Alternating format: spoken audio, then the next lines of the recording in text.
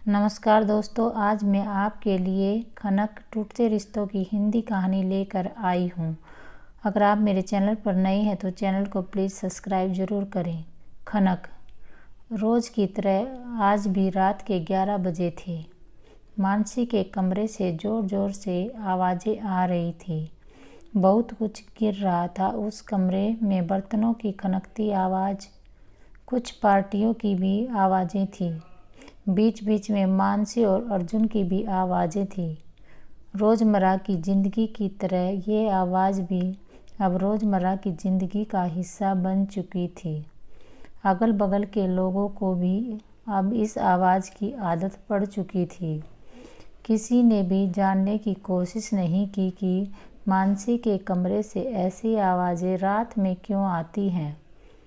क्योंकि किराए का घर था, इसलिए आपस में किराएदारों की बनती नहीं थी।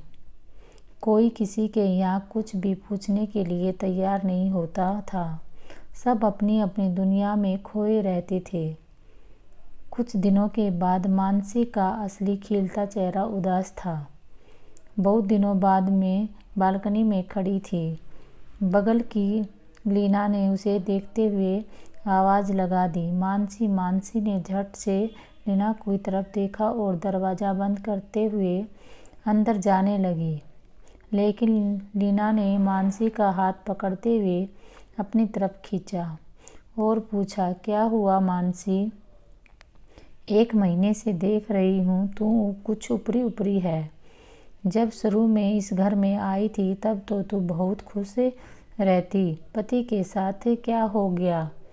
तेरा चेहरा इतना उतरा हुआ क्यों रहता है?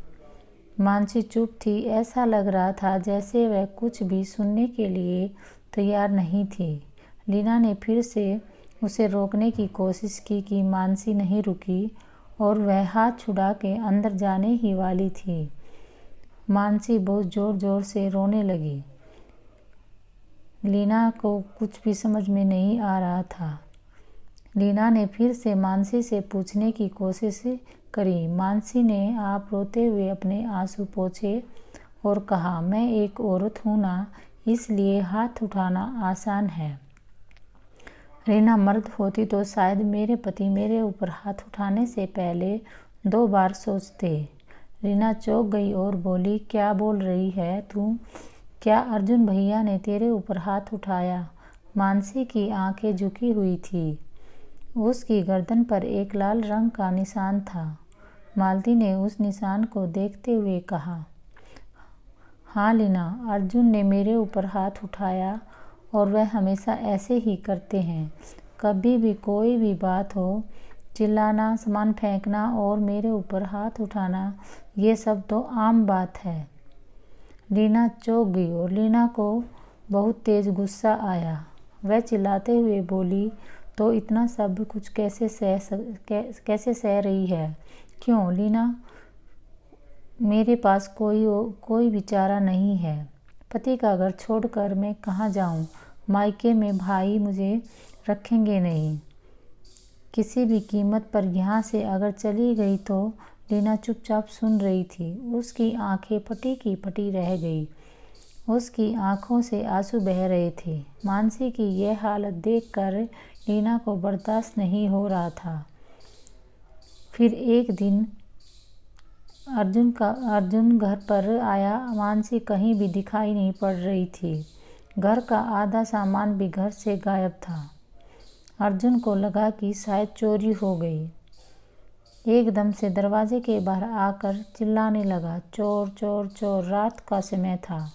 लोग बाहर निकल कर आए। अर्जुन घबरा कर जोर जोर से चिल्ला रहा था, मानसी मानसी कहाँ चली गई? मेरे घर का सामान सब कहाँ चला गया? अर्जुन चिल्लाते हुए बाहर आया था। लीना खड़े होकर उसे देख रही थी। अर्जुन के बहुत ज़्यादा चिल्लाने पर लीना उसके पास गई और उसने अर्जुन से चुपचाप कहा, अर्जुन, तुम्हारे घर में चोरी हुई है, लेकिन घबराओ मत। कोई चोर आकर ये सब कुछ चुरा कर नहीं ले गया। मानसी खुद ही सारा सामान जो तुम इधर उधर करके फेंकते थे जिन बर्तनों से तुम्हें तकलीफ थी वह सब मानसी ले जा चुकी है। जिस मानसी पर तुम हाथ उठाते थे, आज वह मानसी हमेशा के लिए इस घर से उस सारे सामान को लेकर चली गई। तुम आराम से घर में अकेले रह सकते हो। और हाँ, अब तुम्हारे पास भी ऐसा कोई सामान नहीं है और ऐसी कोई भी चीज़ नहीं है जिससे तुम्हें परेशानी हो। अब तुम आराम से हमेशा के लिए रह सकते हो। धन्यवाद। अगर आपको ये कहानी अच्छी लगी तो इसे लाइक करें, शेयर करें और चैनल को सब्सक्राइब ज़रूर करें।